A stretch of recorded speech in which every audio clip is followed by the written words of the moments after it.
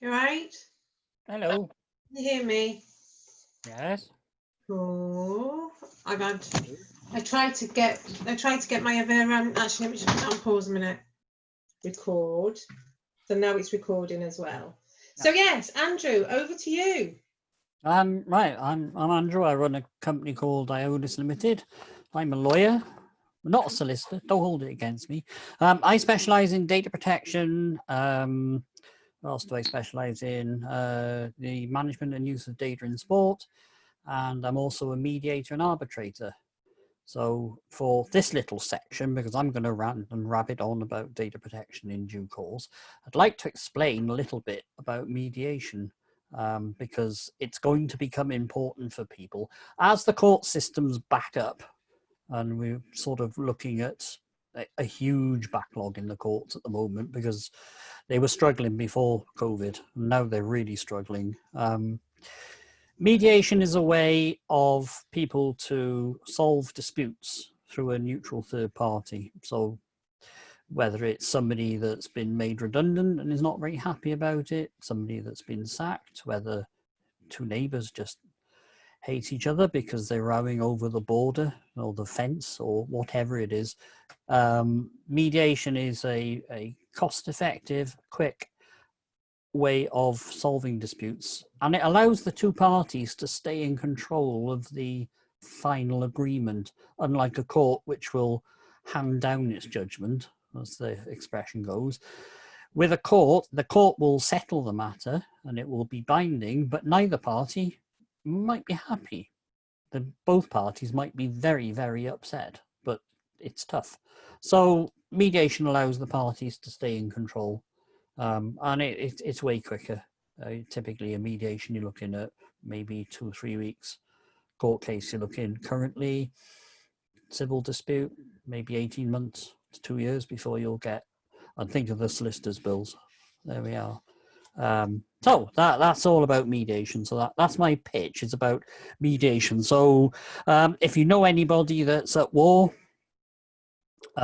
be it parts of the family. I tend not to get involved in family law, but if it's just disputes over property, neighbour disputes, disgruntled employees, two employees not getting along, anything like that, people not paying their bills, people breaching contract, that sort of thing, then you know where I am. Right. You're sitting right in front of the Millennium Centre. I am, yes. However, you'll notice, it's not actually raining in my little world, and it's probably pouring down there at the moment. And as time goes on, it won't get dark. Strange. Right, so this evening I am going to talk about email marketing. Yay! Sorry, I'll get it. That's marketing. So Shemaine's very excited.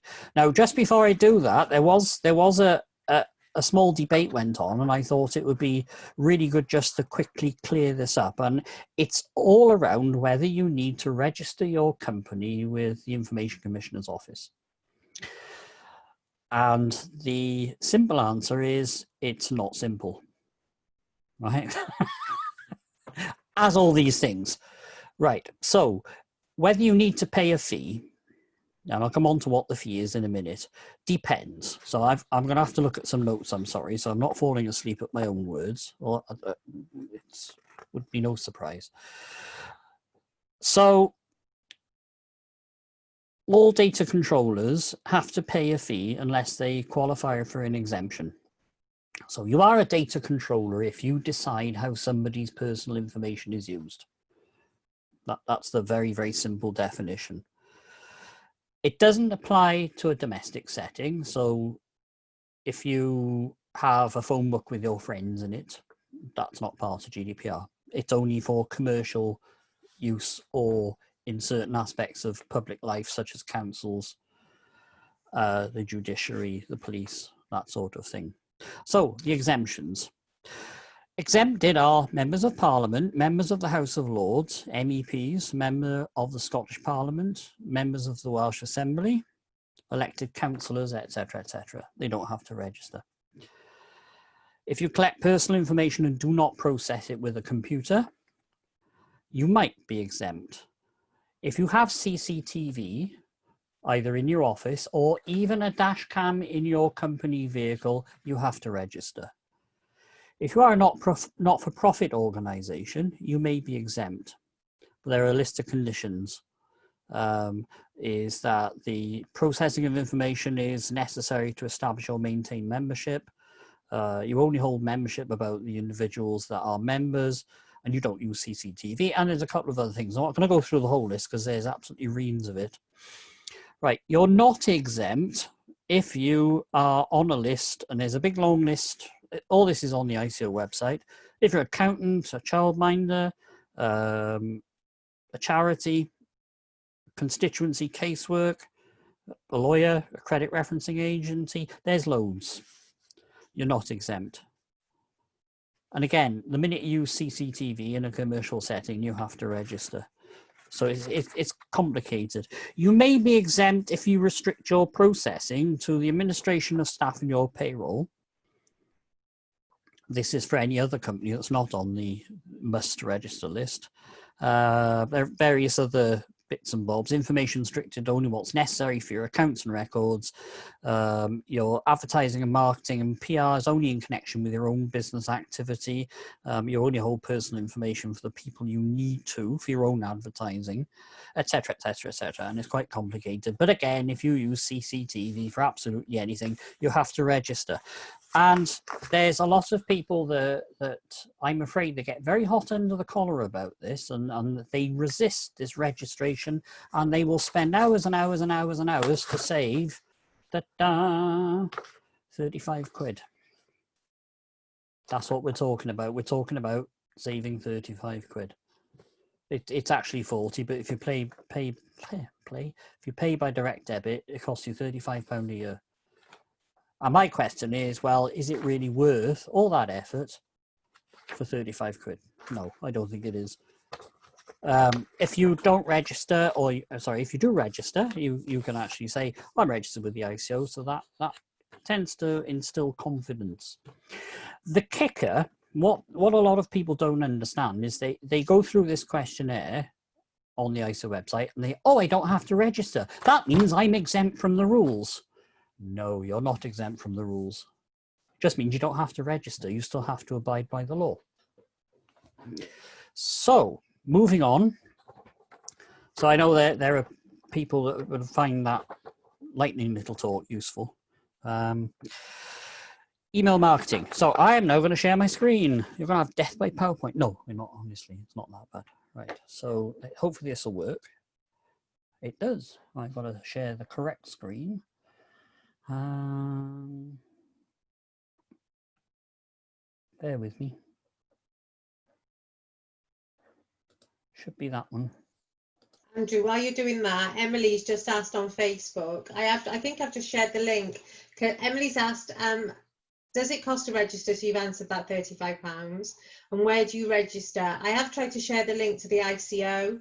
If you Google, Emily, if you Google ICO registration, the page will come up if it hasn't shown up on, because it's showing that it's not shown up. But yes, we'll drop the links in later as well. Thank you, Andrew. Okay, so hopefully I don't know, it's something you can check because I've got what they call a presenter's view. So you've just got the one slide there, Shemaine. That's no, Shemaine, you're muted. Yeah, just... Excellent. Yeah, it looks right, yeah? Okay, great. Yes. Yeah, looks good. Right. Thanks, Shemaine. Okay, right. Thank you, Shemaine. So email marketing. So we're going to talk a little about how to build and use an email marketing list without falling foul of the GDPR and the other law, which a lot of people don't know exists, but we'll come on to that. So, okay, so what is email marketing? So email marketing is the sending of what they call unsolicited email. So email that somebody hasn't specifically asked for, where you describe a product or service or other commercial offer. And this can also relate to anything in your email footer that promotes your business. So we'll come on to email footers in a little bit. So what is not email marketing are service messages, Responding to sales inquiries. People do get this confused. They have a sales inquiry. Oh, I'm not allowed to respond because of the GDPR. No, it's not right. So if somebody asks you for specific information about a specific product or service, you can respond to that. What you can't do without consideration of these rules is tell them all about everything else you do. So it's quite specific. Support emails. So if somebody has a problem, you can help them. But beware of mixing marketing messages in with messages that are not email marketing, because you can actually turn them into email marketing quite easily. And the ICO, they do have a bit of a downer on people that accidentally do this. So be careful. Try and definitely keep these two differences firmly in mind, to keep your lists separate. So we're looking at actually two laws. It's not just the GDPR. But that does figure in it, and actually the GDPR figures in this in quite a minor way, and it doesn't actually interfere with your ability to build a marketing list or use it. It only relates to the storing and processing of the name and email address, and maybe any other personal information that you've collected. The law that does control this is, we call it the PECR, or the PECR, and it stands for Privacy and Electronic Communications Regulation, which has been around a lot longer than the GDPR. But obviously the GDPR focused everybody's mind on data protection, and the use of email lists and consent started to become a big thing all of a sudden.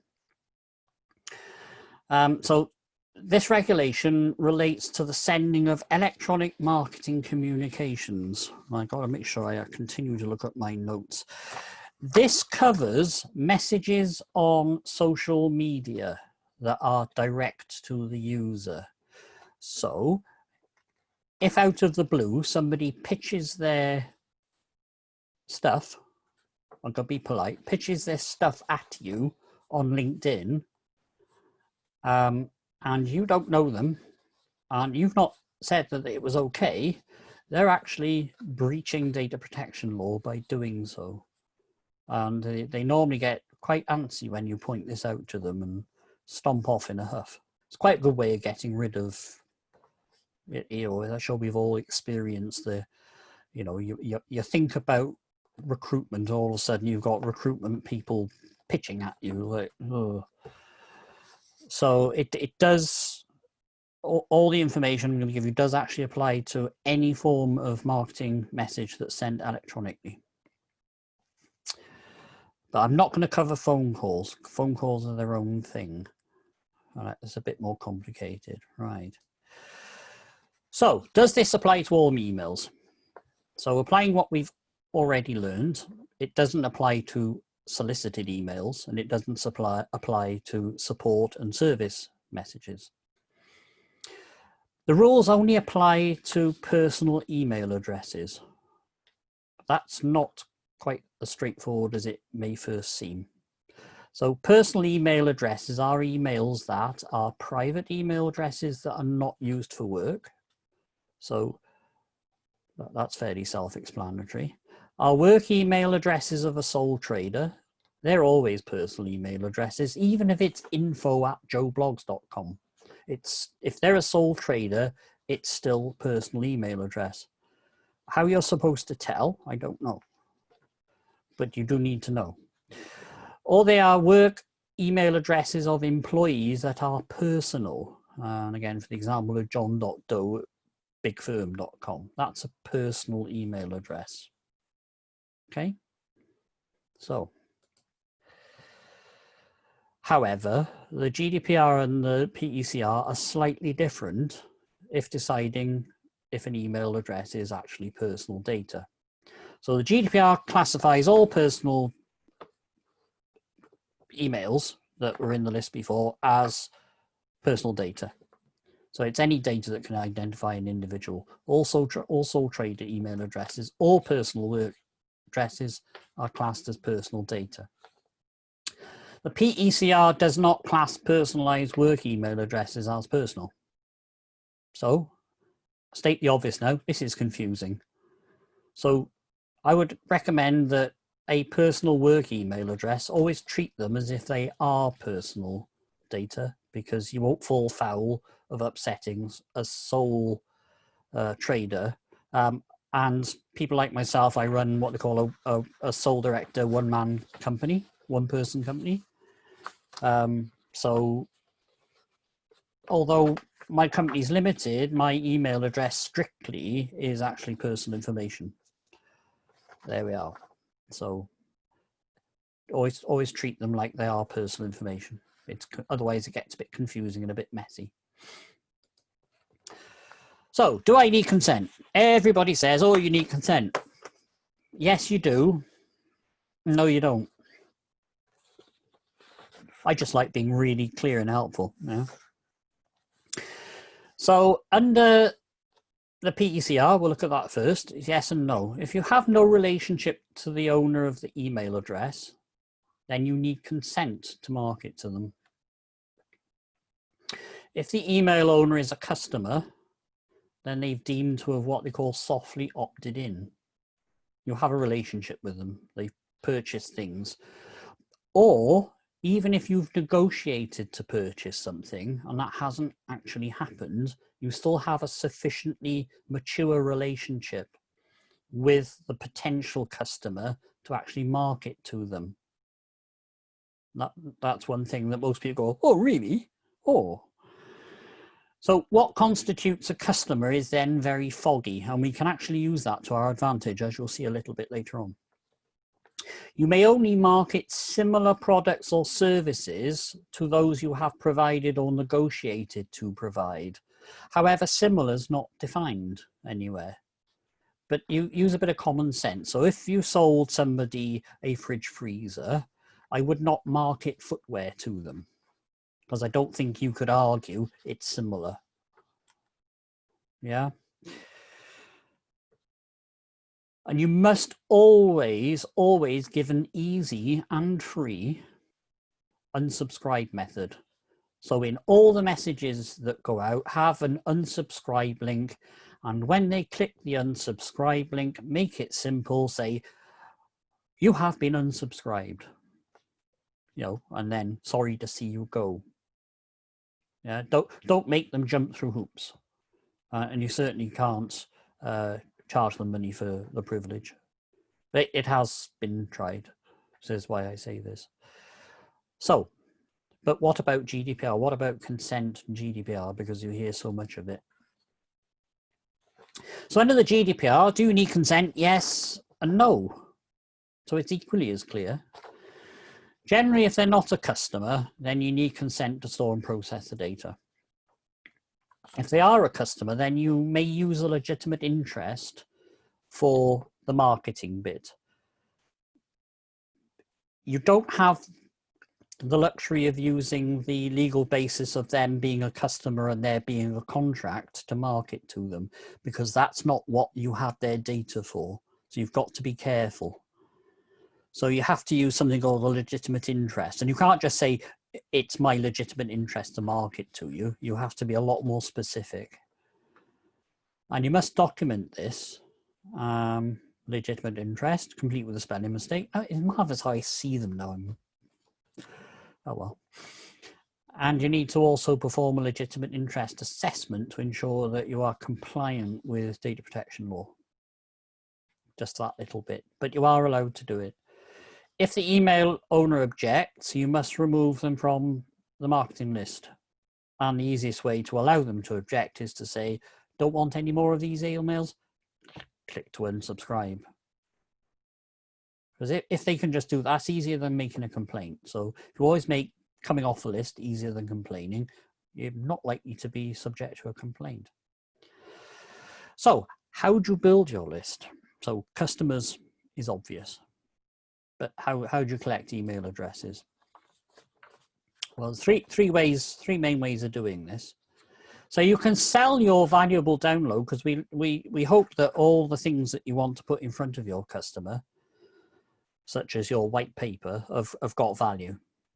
Because if they've not got value, you need to have a conversation with Shemaine, and certainly have a conversation with Maria, and convert your white paper into something that's got value.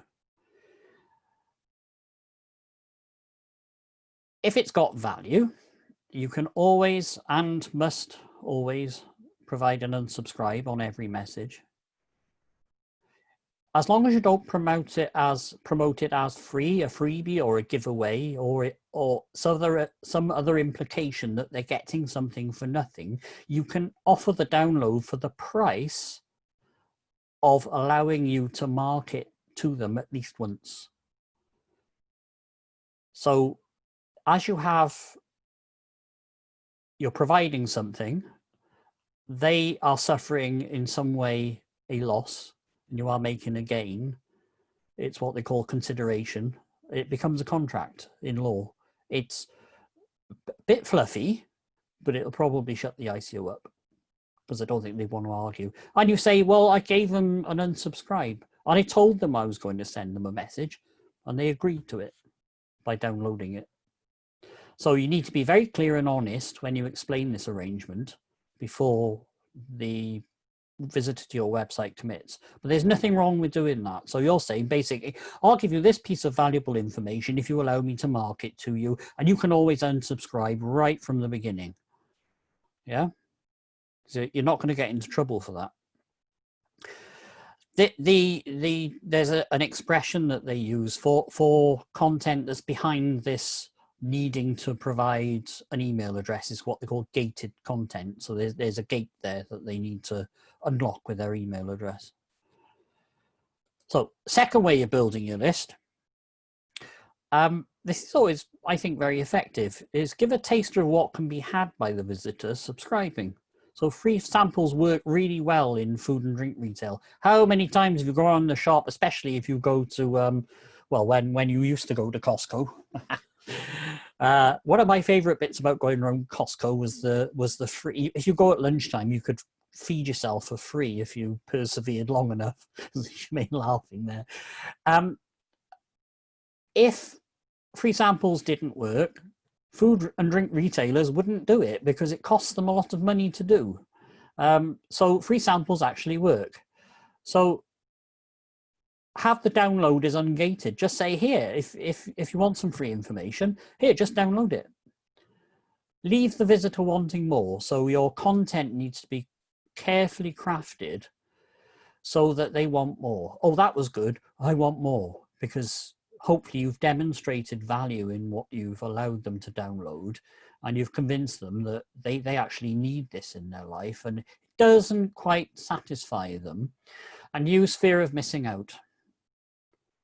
So demonstrate your value, show the visitor what their problem is and how you can solve it, but leave them wanting to come back. So use the free downloaded content, drive more traffic, so have links in your content, drive traffic to pages that will convert. So drive them to landing pages in the same way you would use an advert. And of course, you're not collecting an email address, so it's not building your list, except you might build your list by getting customers to come back. Then you offer to allow them to sign up to your newsletter, as you would in the normal way. And the third way is provide your valuable content and articles completely for free and without any sign up. So not just the taster, everything. Give it all away. The whole lot. Never charge somebody their email address or a newsletter list for accessing your content. Make it compelling, whet their appetite, tease them with what comes next. In the next newsletter, give them a date. We're going to look at this. So that's what they refer to as making content sticky. In other words, it makes that particular part of your website somewhere where people will come back. Have strong, compelling calls to action to convert the reader. Offer to let them in early. Want to get ahead of the curve? Well, sign up to my newsletter. You get all the lowdown a little bit before everybody else does. Again, it's fear of missing out. Also, you don't have to remember. I'll remind you. So they want to. So they'll sign up to your newsletter, and then you're just getting their consent, and that's very, very straightforward. But you must follow up. You must be consistent with posting articles. If you miss a day or two, or you're late, or you're sporadic, they won't come back. Because they're going to invest effort in this. So you need to either use a scheduler to do your post or a virtual assistant. Or even if you're going to go on holiday after this all works and you rack up your hundreds of thousands and you're sitting on your Caribbean beach, a quick phone call to your VA, hey, you make sure those posts go out on time. I'm relying on this. So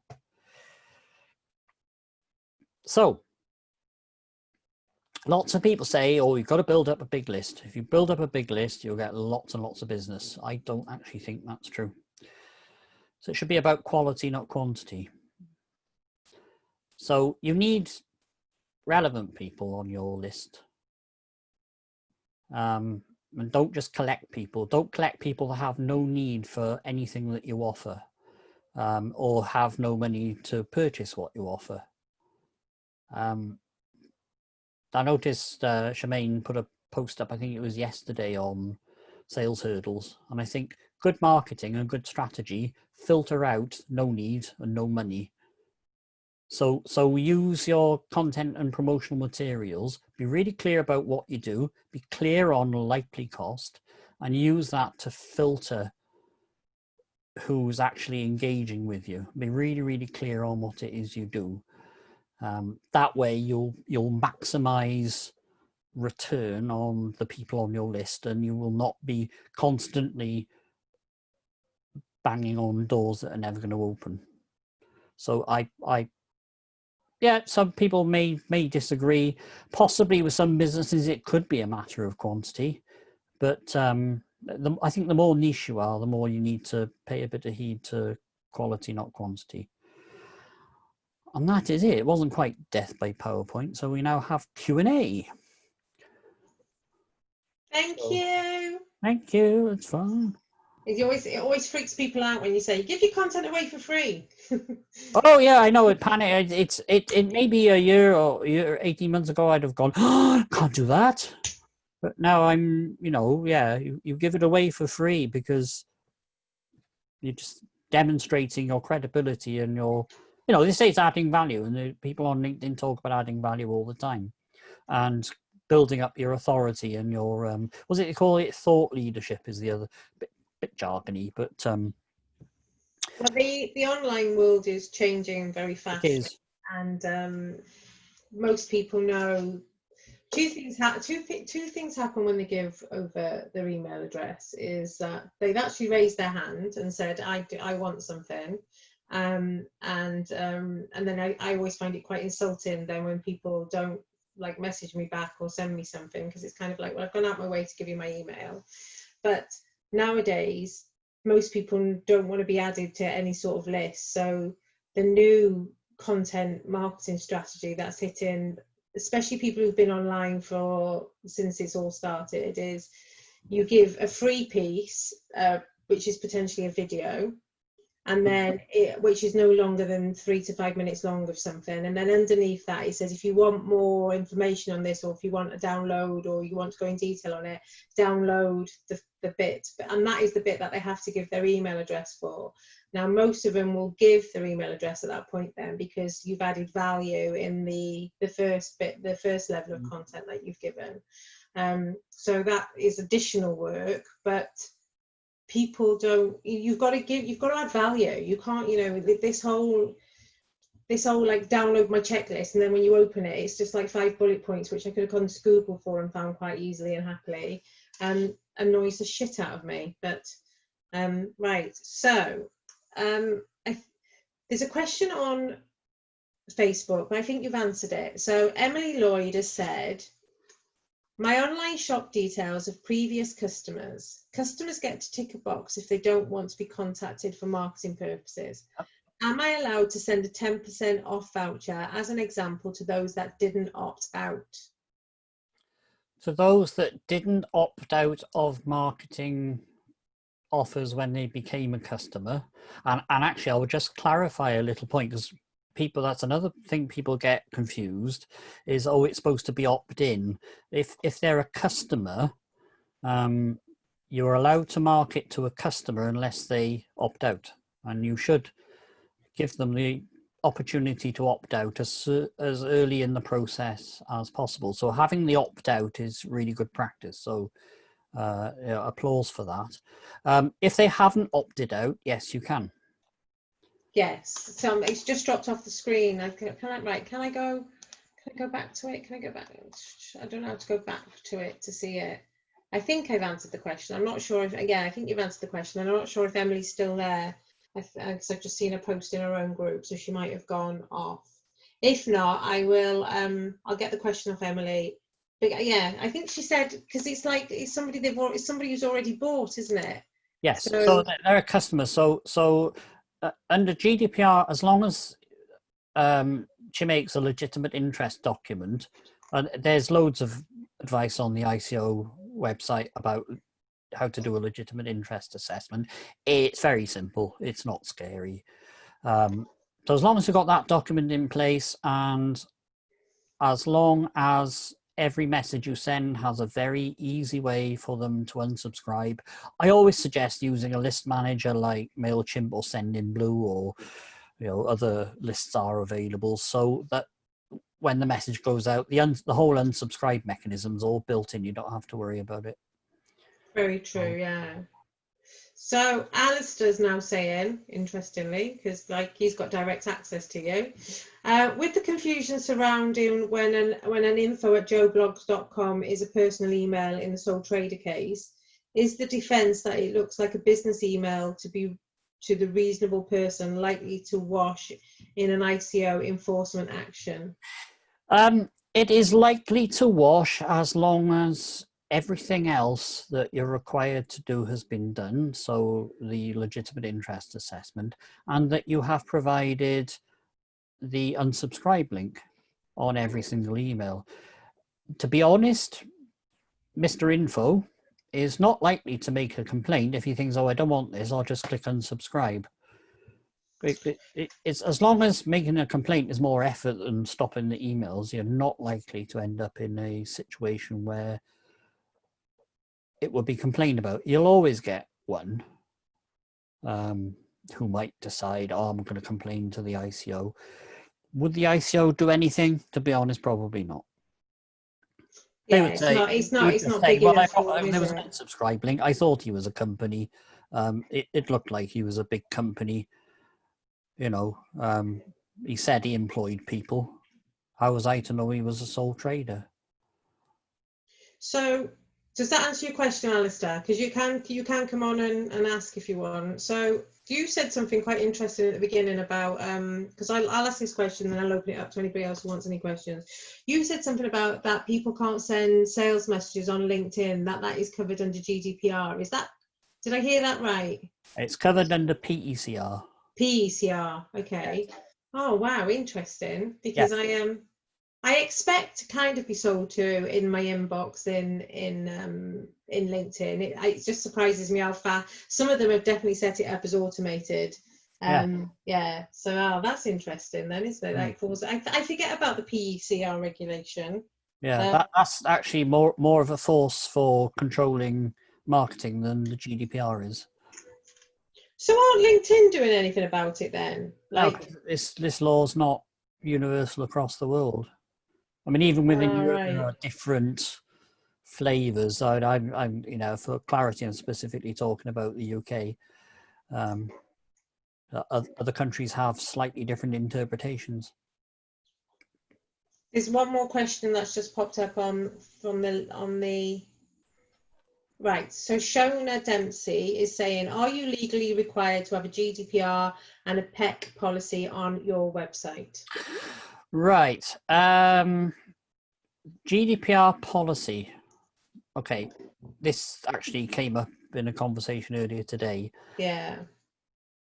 If your website collects personal information at all, or invites people to contact you via email, so even providing an email address, and certainly if it has a fill-in form, even if that form only sends an email to you, then you are required really to have a privacy policy on your website.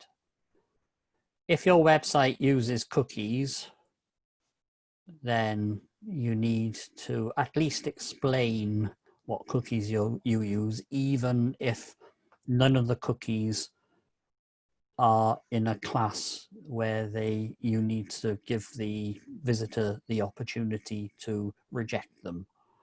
I don't want really to have a cookie discussion, but basically any cookies that track personal information, such as some forms of Google Analytics do, some forms don't, or if they're written by a third-party service, so it covers actually any cookie written by Google, or if your website's based on Wix or Weebly, those services both write cookies on their third party.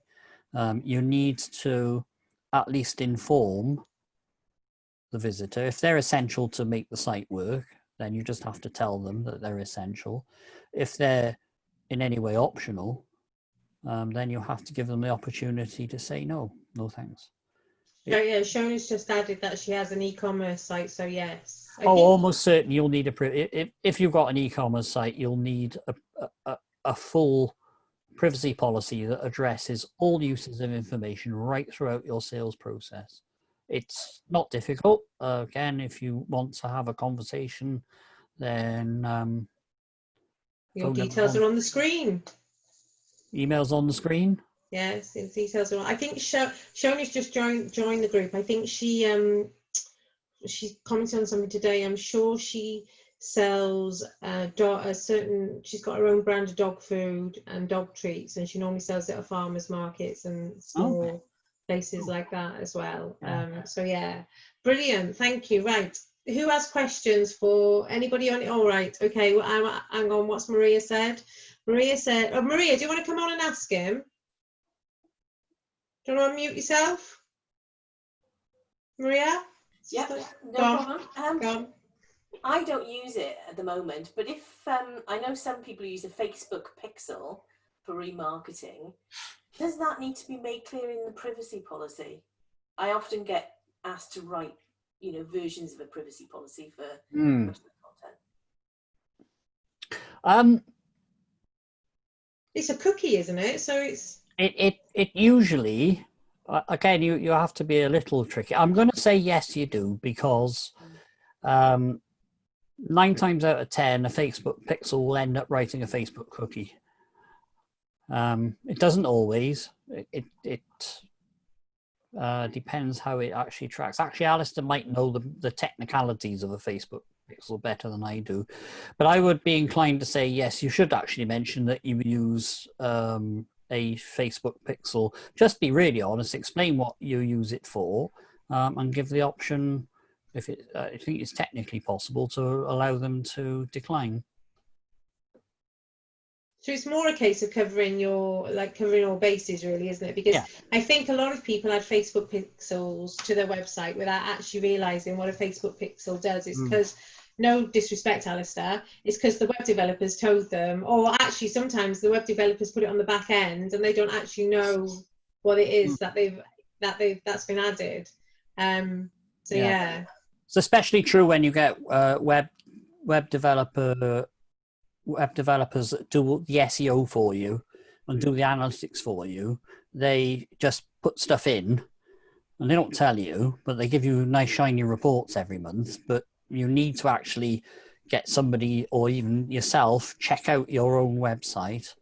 There's a program called CookieBot. If you just Google CookieBot, give CookieBot your email address and your website address, and it will firstly ask you to confirm your email, and then after, sometimes it can take several hours, it will send you a report and tell you whether your website is GDPR compliant or not. And if it's not, it'll tell you why it's not. That's quite useful.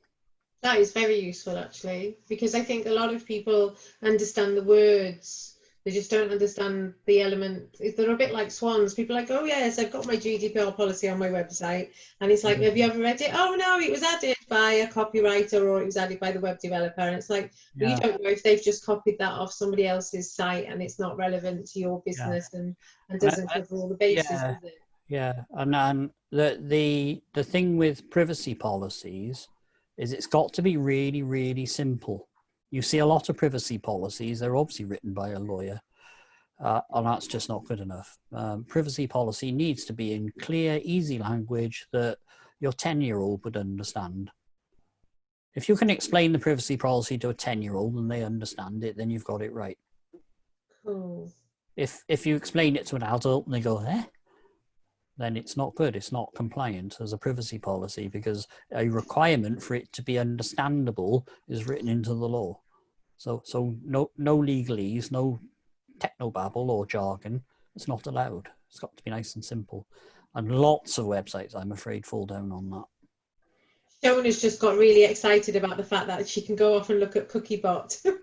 Yes, it's well worth doing. Yeah, don't assume your web developer knows what's required. Strictly speaking, they ought to make it their business to find out. But in fairness, there's a lot of conflicting information out there. So yeah, Alistair just said, in short, I personally don't recommend the use of Facebook pixels or remarketing tech, mainly because 99% of them set tracking cookies. So you're left with a choice between including them in the cookie bar, and so everybody will switch them off anyway, or breaking regulations, so it ends up relatively pointless anyway. Google Analytics is the one exception, because there are ways which we know of getting it to work without setting a cookie. yes. Cool. And it doesn't collect personal information if you do it that way. It's truly anonymous, because one of the things that's classed as personal information is an IP address. Yes. The anonymous version of Google Analytics sets the IP address to all ones or something. It sets an arbitrary number that's not unique, so it doesn't it doesn't constitute personal data. And if you get it to do it without writing a cookie, you don't have to. If you look at the bottom of my website, you'll see it explains that. It explains that my website doesn't actually use non-essential cookies, so I don't need to display a cookie notice. My understanding is, and this is probably for Alistair, my understanding is that a Facebook pixel, you have to have a Facebook pixel if you're running Facebook ads. Is that correct? You don't have to. I don't think you have to have one. Is that one for me? It's Alistair or Maria jumped in then, so my understanding, yeah. No, go on, Alistair. What's your understanding on that? Right. When it comes to Facebook ads, it depends really what your targeting preferences are, what sort of targeting settings and your intent is. If there are certain ways you can set up Facebook ads which require the use of a Facebook pixel for it to work. So if you're getting Facebook to target conversions or specific link clicks or actions within your website, then you need a Facebook pixel for it to do that. But just for general advertising on Facebook, just to get people to go to your website, you don't need to have a Facebook pixel then for the user to download when they get there. It's only if you have certain particularly intelligent targeting profiles set up. I think it's down to that. It's down to the level of intelligence of the person who's setting up the Facebook ad then, isn't it? And then if you're using an agency, you don't know, you're only going to know what they've told you until something drastic happens and you might have done something. It's like, well, it's what it's like black hat SEO then, isn't it? Sort of. I mean, when it comes to tracking technology on websites like that and sort of advertising remarketing, it is one way of fine-tuning an audience down, but it's not the only way. So there are people who choose that way, and then people who choose that way, whether they're sort of the end user of, sort of the end owner of the website, or whether it's a marketing agency or somebody that's done it. Yeah. Generally, people who choose that way, they get tempted, because if you do it above board and you do it properly, then you have to have a cookie bar that requires the visitor to explicitly opt in and say clearly and knowledgeably, yes, please track me. Nobody, this may sort of be a bit inflammatory, but nobody in their right mind is going to consent to that. So, and so you get left with a catch-22 scenario where you either have it all above board behind a consent wall and nothing fires before you get explicit consent, which, as I'm sure Andrew will agree, is the only way to do it legally. And then have everybody just say, what? You're out of your mind. F off. And then the alternative, obviously, is to break the law, which becomes more and more tempting if you go down that route. So the way I always advise my clients when I build websites, and we get talking about Facebook pixels and Google Tag Manager remarketing and all that kind of stuff, is I say, don't bother with it. Just set up Google Analytics nice and anonymously, nice and cookieless, and tune your audience. You're much better off engaging somebody who knows how to target advertising properly without the use of these AI and tracking driven shortcuts. I think that's half the problem, though, isn't it? Because the big thing that, I mean, I see it every single day. I've got to have a Facebook ad, and it's like, well, why? Where are you sending them to, and what you're doing? Well, I've got to do it, and it's like, and I've been boosting posts, and that's not working. I'm like, yeah, but what is your call to action, and why are you using Facebook ads, and why aren't you using Google Analytics instead of Facebook ads? Oh, what's Google Analytics then? It's like, it's almost like to the lay business person that Facebook ads has become more dominant than Google Analytics.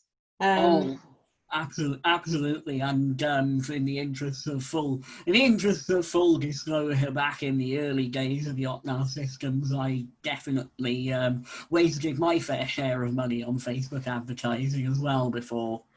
It's so easy to do. Realizing it is, you see the booth post and you're like, yeah, why not? I'll throw 20 quid at it. Yeah, I'll throw 20 quid at it. Yeah, so you might as well just walk up to Mark Zuckerberg and hand him £20 and go, there you go, treat yourself to a drink. Because the only people who benefit off boosted posts is Facebook and the data that they collect off the back of it. And that for your 20 quid, they've probably made £150 out of you based on the stuff that they're tracking you. Definitely, and from a point of view of the advertiser, you get lots and lots of views on your post. The reach goes through the roof, but you don't get any conversions from it. The traffic it sends you is just junk. Yeah, it's junk, isn't it? Thank you, Alistair. So does anybody else have any questions for Andrew? Lisa, go on. So it doesn't really relate to utility warehouse in the sense that I think from my point of view, the people that I'm contacting by email are all already customers. And the people that I'm contacting who aren't yet customers have already given like verbal consent for me to either email or ring them.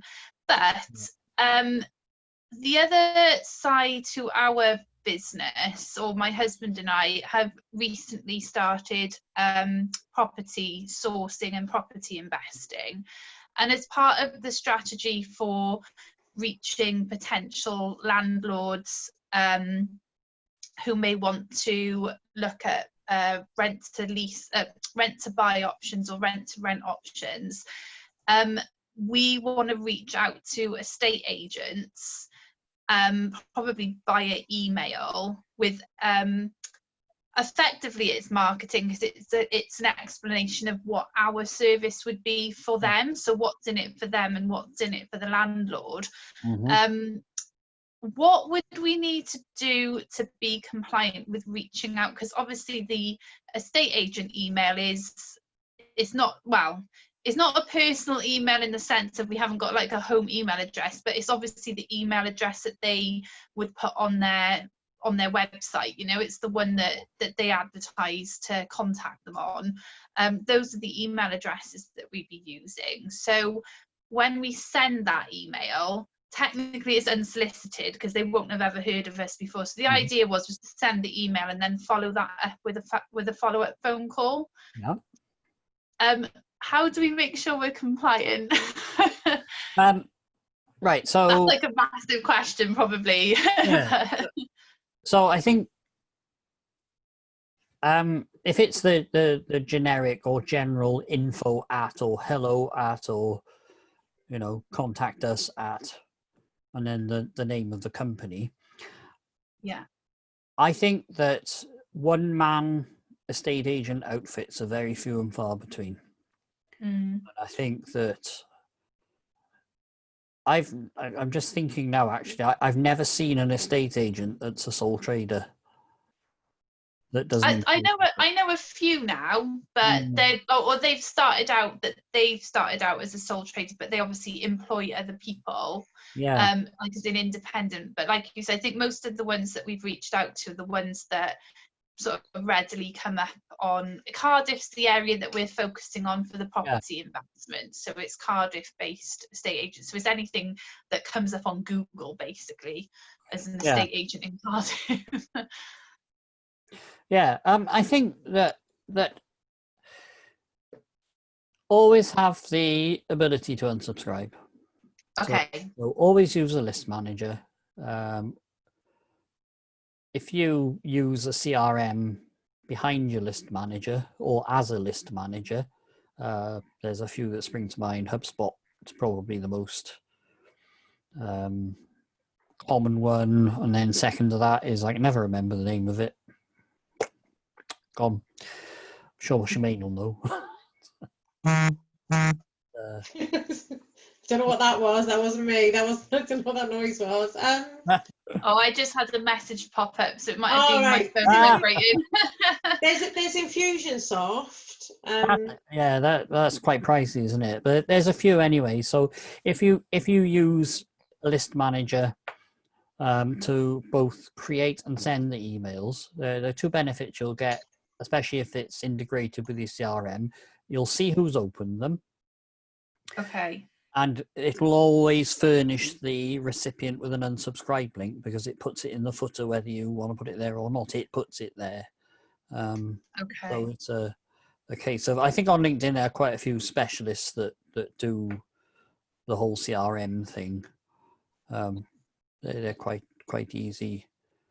I think as long as you stick to the spirit of it, you won't go far wrong. Again, it's a reasonable to assume that if an estate agent really is not interested, they'll just unsubscribe. Okay.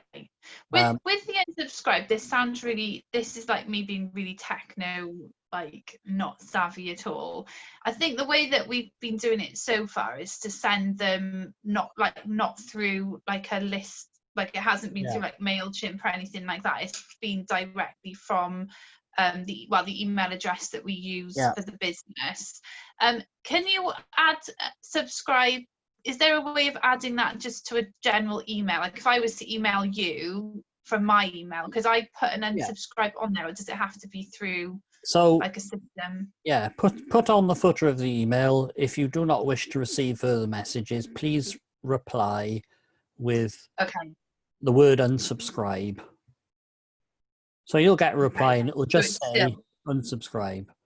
Okay, so it's still giving them an option. Yeah, so you're giving them an option, but what you need to do then, you need to keep a record of that somewhere. Yeah.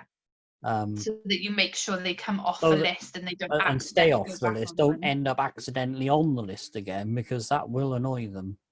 Yeah, yeah, that's fair enough. But yeah, I can't. I to be honest, I can't see a huge problem with it. Okay. The chances of you finding a truly sole trader are pretty slim, I think, in this state agency. So, but you do need to have the GDPR compliance bit done. So you still, you still potentially, because if you get a response from an individual and they email you, then all of a sudden you're immediately processing personal information. It's not unsolicited marketing, but your GDPR needs to cover it. Okay. So you need to know what legal basis that would fall under. It would fall under pre-contract negotiation, so your legal basis would be contract, but should also be covered by legitimate interest somewhere as well. So Okay. Phone calls are probably a whole other minefield. So marketing I phone calls, yes and no. Is That's a separate subject. I'm happy to talk to you about phone calls, sort of as a short email conversation or a short telephone conversation. Yeah, happy to. I think I was thinking in terms of like, obviously sending the email is one thing, but then the follow-up phone, like for me with UW, my follow-up phone calls are always pre-agreed, if you like, because I've only ever called people who know that I'm going to call them. Yeah.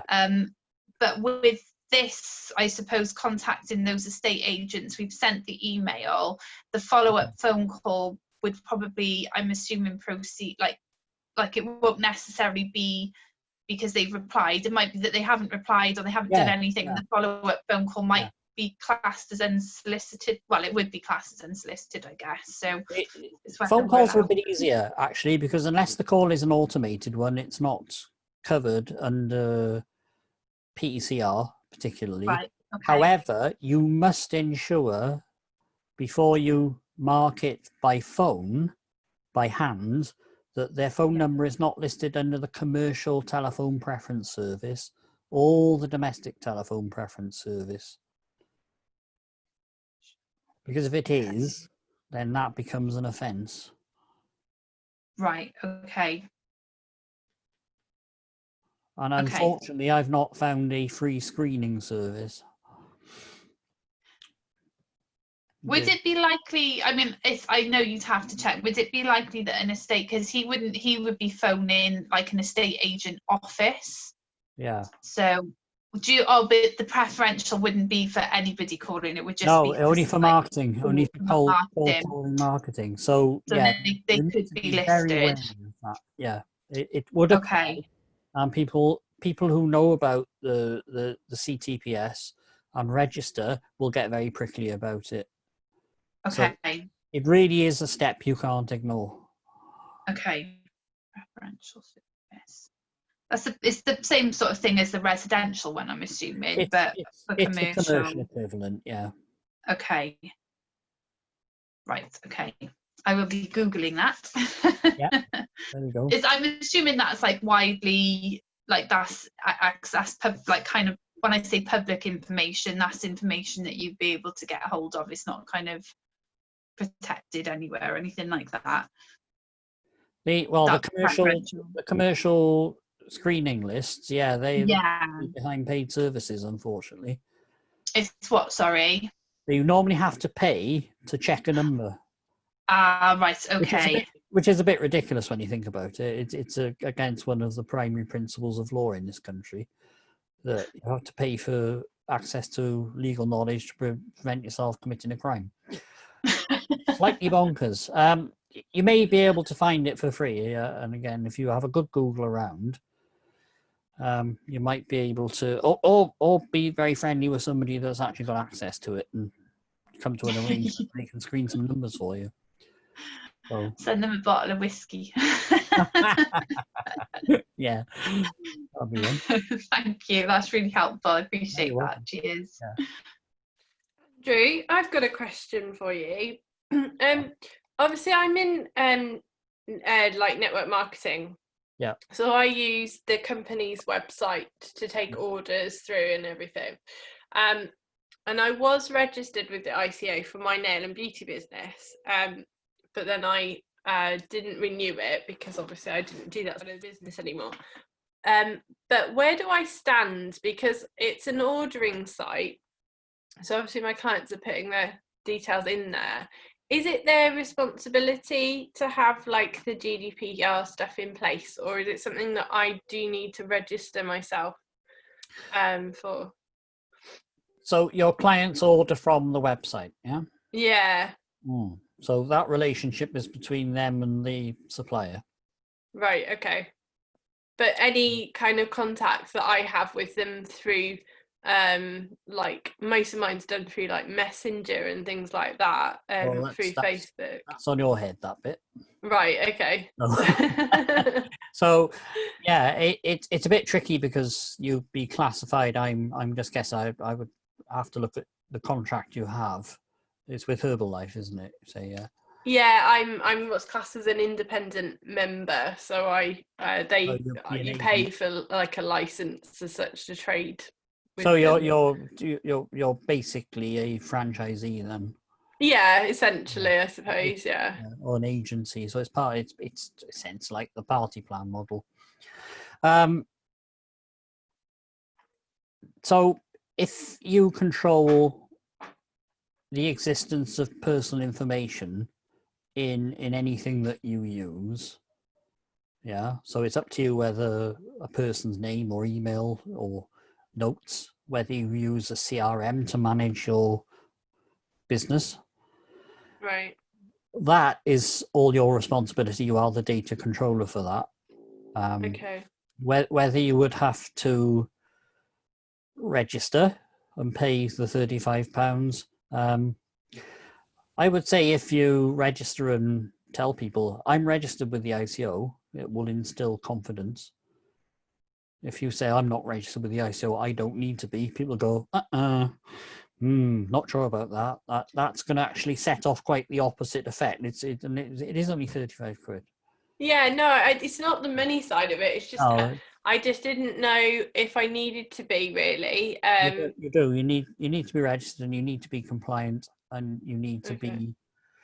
I don't know if it's the same or if this is correct then. So I suppose Alison and I are in a similar situation because obviously utility warehouses network marketing, and when GDPR changed or came in, or like I wasn't aware of it before, so obviously that was new to me.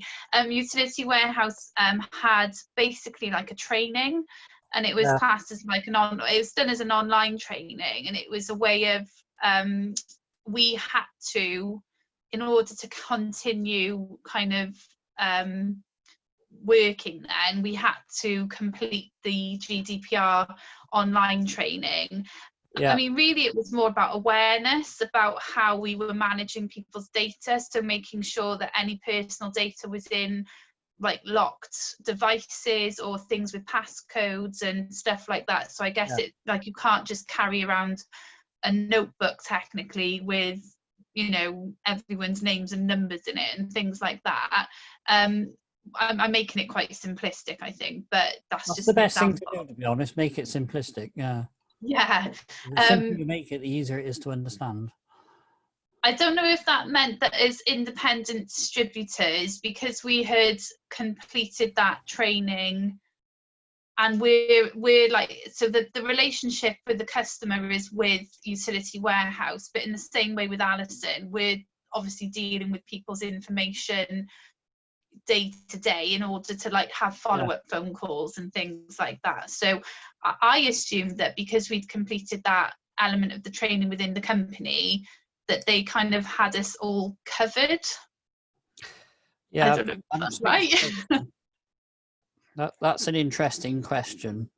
Again, this will come down to the nature of your relationship with utility warehouse. Okay. There's a thing in law called agency. If you have the ability as an independent person to bind utility warehouse into a contract with the customer, then technically you're an agent. Yeah. So if you are the person that gets the customer to fill the form in and sign it, and you are the person that relates to the customer what utility warehouse does, what it's going to cost, what the terms are, what the conditions are, then you are an agent. And if you put your signature on the form as well and say congratulations, you're now going to save money, or you're now a distributor, because I know that's the other side of your business, then you are binding utility warehouse as an agent into a contract. Where that leaves you and your independent marketing that then immediately becomes a bit vague, Okay. unfortunately, because as an agent, you're like a quasi-employee. So Yeah. there's an argument as an agent where you could put the responsibility back on Utility Warehouse. It's very hard to see how that would work unless they had a book with a lot of rules in it. You must do this, you must not do that, or you will not be a distributor anymore. If you're not binding, so you're not signing the documents on behalf of Utility Warehouse, for example, if you get the customer to sign the form and you post it off and they get a copy back from head office that's been signed by somebody else, you're not an agent, you're merely an introducer and a facilitator, then you definitely have to own the whole GDPR bit yourself. So I would recommend that you assume that you're going to have to own the GDPR bit for at least the marketing that you do. Because if you don't, you can claim the contractual basis as a third party, but it's a little tricky where the responsibility for example, a data breach. If the data breach comes out of a head office system, then that's clear. If paperwork goes missing because it was posted to a wrong address and you did it, that becomes your problem. If head office interpret your handwriting poorly and they put the wrong door number, and this does happen regularly, then who's responsible for personal information going to the wrong address, which is a data breach? Technically, probably not reportable, unless it's got a copy of their bank details in it or something. So I wouldn't be sending stuff like that, but I would. I mean, there's potential. I mean, the way we do it is that obviously we submit an application form effectively. So when I'm with a customer, I submit that form. I'm the one collecting the details and the bank details, and then that gets submitted to head office, and head office then process that application, and they're the ones that would send back a confirmation email and things like that. So technically going out in the post, we don't tend to send a lot in the post now because there's a lot of it is paperless, but potentially you could have a welcome letter that like if I had fat fingers and put the wrong house, mind you, the thing is, if I put the wrong house address, it doesn't get processed because then it comes up on their land registry search that the name and the address doesn't match, so it doesn't go any further. So then they would contact me and say, we can't process this because it's the wrong name and address. So it's kind of it's difficult, but I wouldn't say, I can't promise impossible not to send something the wrong way. I think the first thing I do is I'd actually ask Utility Warehouse, am I a data controller in my own right for GDPR purposes? And that's the same goes for Alison then, something for they should, Herbalife. And again, the same question to Herbalife for Alison. I would suggest that you are. If I was the ICO, I'd be considering both of you as data controllers in your own right, because you're controlling basically names you're collecting of people that might be interested. You're controlling your direct marketing if you're doing it by email or LinkedIn. You're controlling communication. You're controlling who your audience are. So that makes you a data controller, basically. So that was the other thing I was going to ask with LinkedIn. Like, obviously, I have a lot of conversations with people over kind of like Messenger and things like that. And you mentioned that it's against the PCR regulations to have could be conversations with people. It's not against the regulation to have a conversation with somebody. No, but like about business as such on there. You put a post up, say, this is what I do, this is the benefit I can bring, and somebody messages you and say, oh, could you tell me a bit more about that? Then you can actually pitch away to them in that message to your heart's content because it's solicited. They've asked you. If you send out 100 connection requests, yeah, Yeah. and somebody connects with you, and the first thing you do is put a marketing message into their inbox. That's No, don't do that, but yeah. That's actually breaking the rules. Okay. So there is a difference.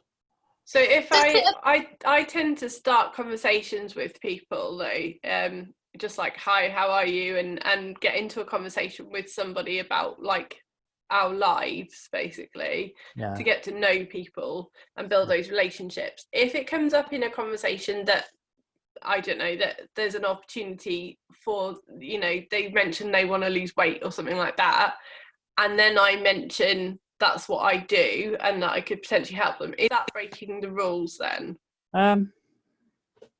Because that's generally how I speak to people. It's having a conversation. It's not exactly marketing, is it? It's that's why I'm having a personal discussion like, about your life, isn't it? Yeah. I think if we could never discuss what we do for fear of it being unsolicited marketing, LinkedIn wouldn't exist. That's fine then. That's okay. That's not a problem then. That's fine. I just don't.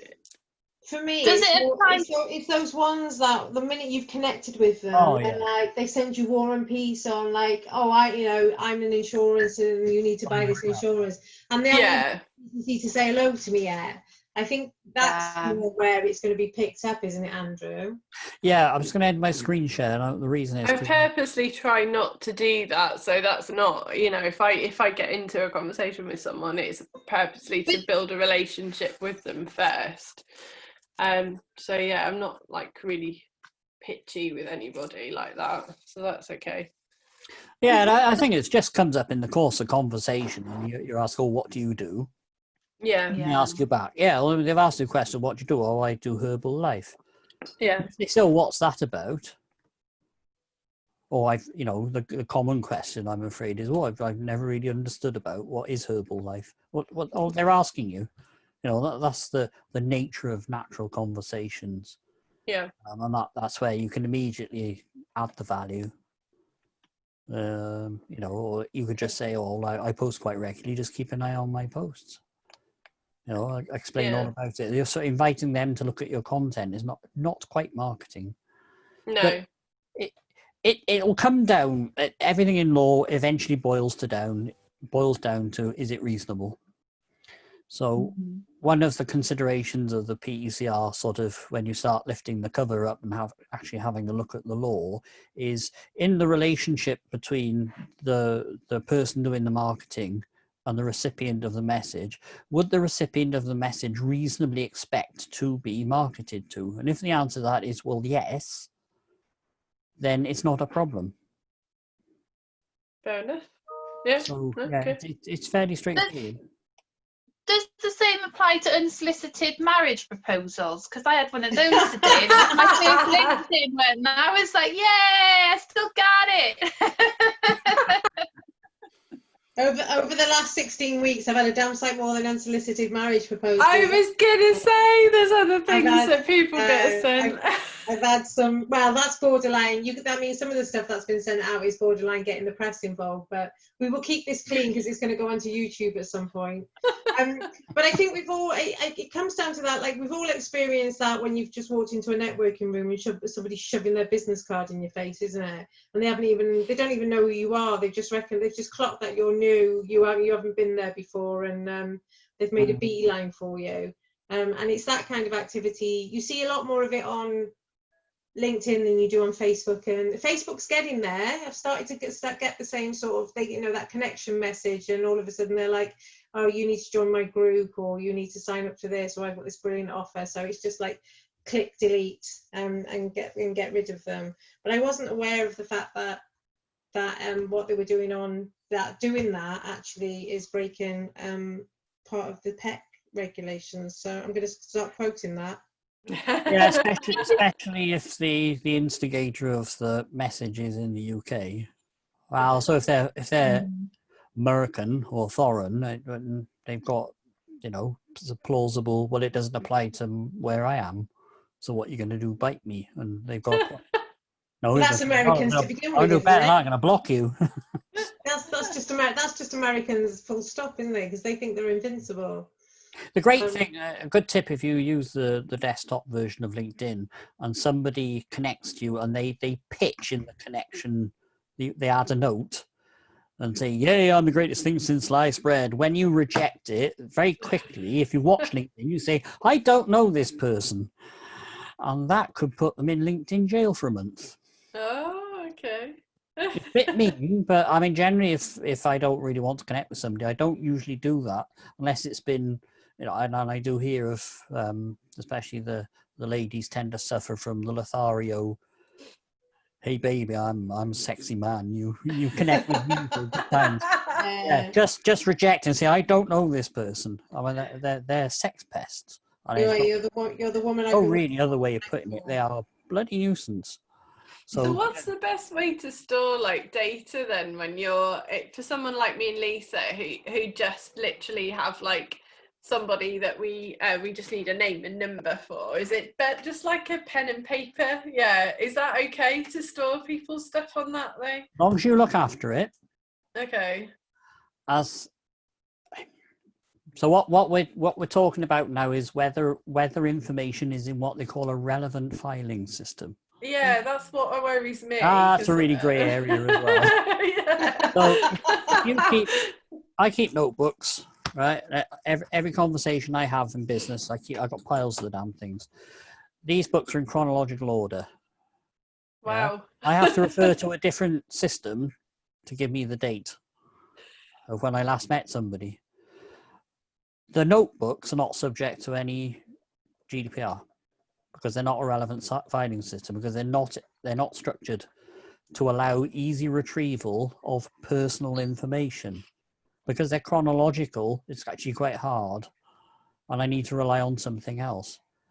However, there is the case of Dawson Damer versus Taylor Wessing, which was under the old Data Protection Act, but is still relevant.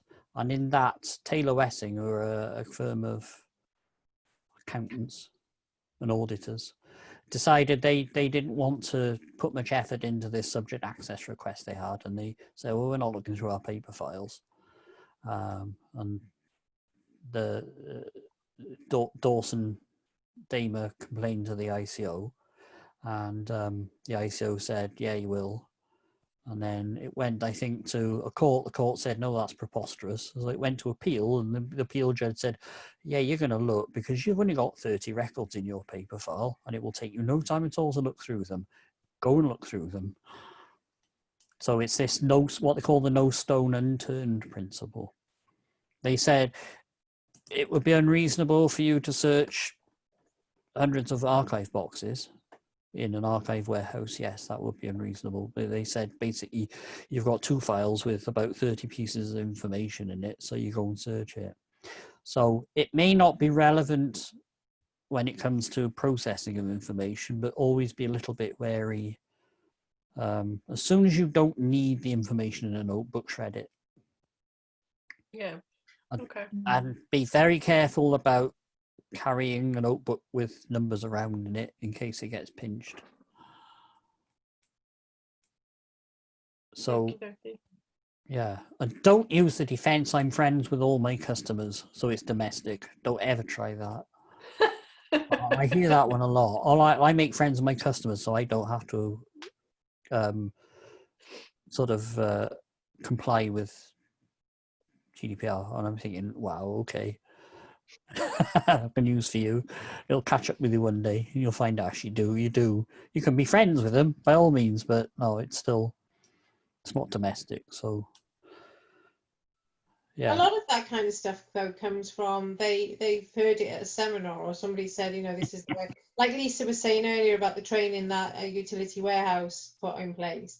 I'm sure it was spot on, at the time.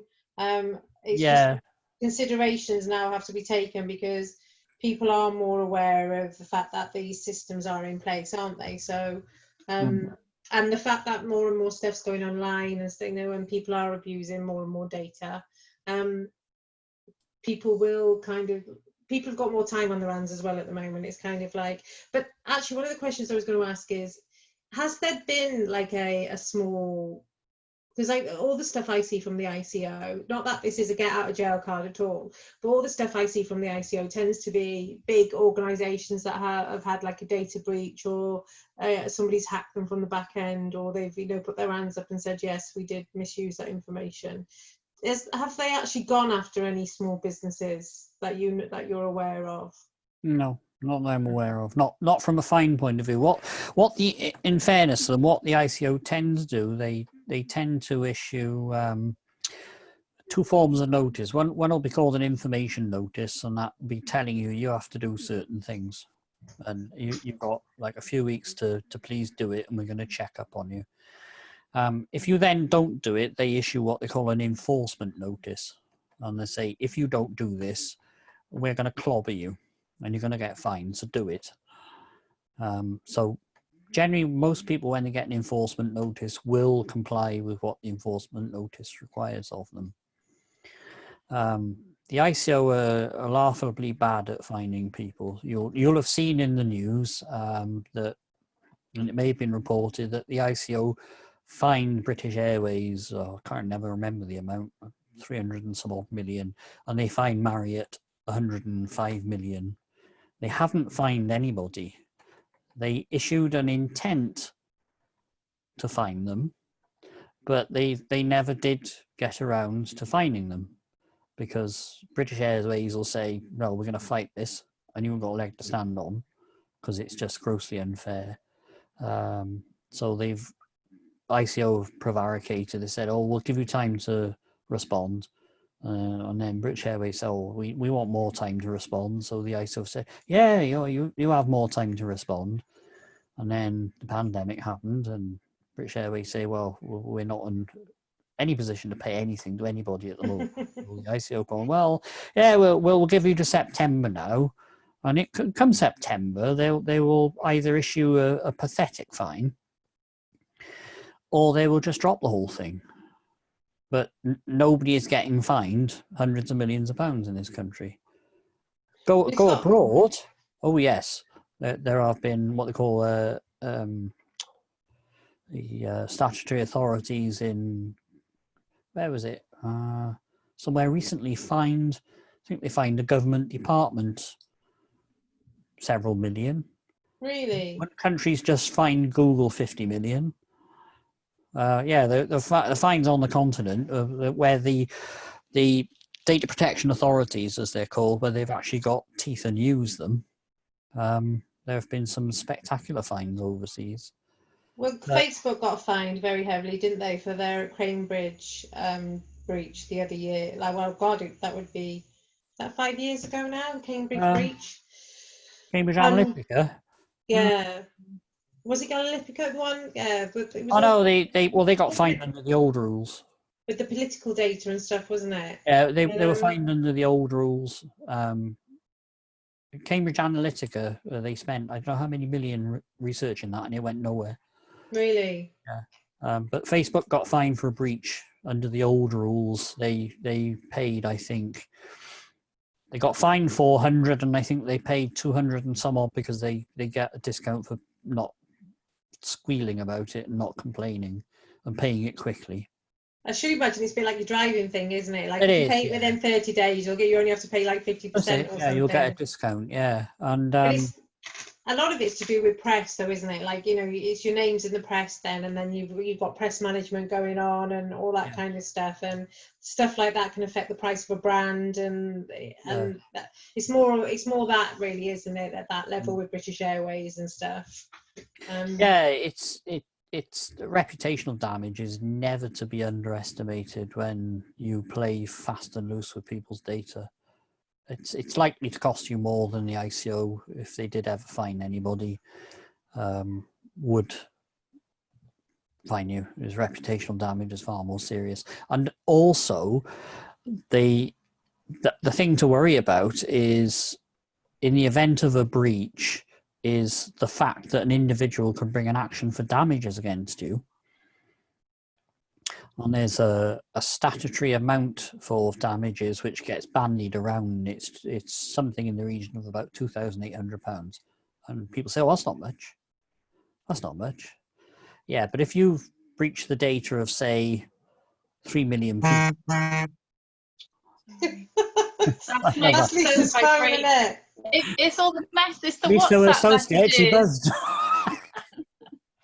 Oh, The WhatsApp if, messages keep pinging. no, if you breach the data of 3 million people and they're all entitled to £2,000 each, that's an eye-watering amount of risk.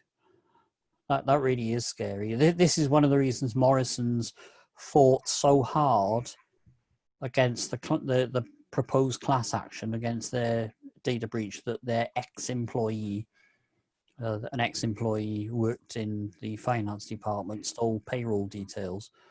And after he left, he posted them on the internet. Oh, wow.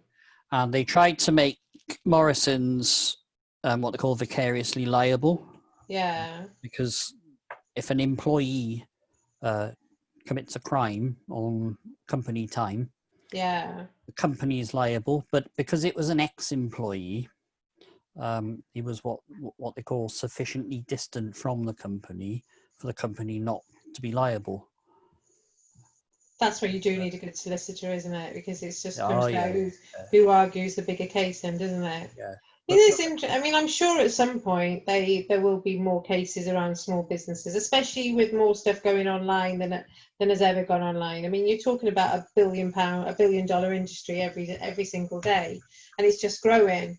But it's like, I always see the ICO a bit like the food protection people. They'll come in and they'll point out what you're doing wrong. And if you, like you said earlier, if you're not compliant, they'll give you 14 days to do it. And then if you still want to be arsy after that, they'll just go, well, we will come after you even more then, which is exactly what they do with the food rating scheme. They go in, even if you've got cockroaches running around your Chinese restaurant, it's very rare that they shut you down. They just say, you've got like 48 hours to sort this out and we'll be back. If I come back and there's still cockroaches and flies, then we will shut you down. And it's try not to kill anybody in the next 48 hours while you carry on trading regardless. Yeah, it's pretty hopeless. Yeah, it is a bit like that. I think, it's all very peculiar, but they do appear to be fairly toothless in the UK.